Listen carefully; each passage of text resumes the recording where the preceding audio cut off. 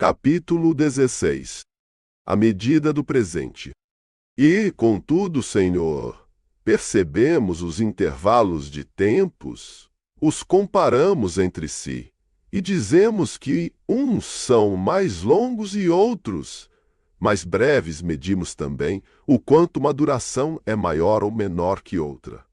E respondemos que esta é o dobro ou o triplo de outra, que aquela é simples, ou que ambas são iguais.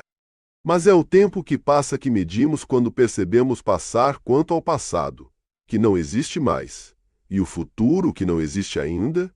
Quem poderá medi-los, a menos que ouse afirmar que o nada pode ser medido?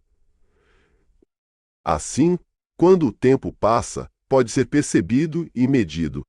Porém, quando já decorreu, ninguém o pode mentir ou sentir, porque já não existe.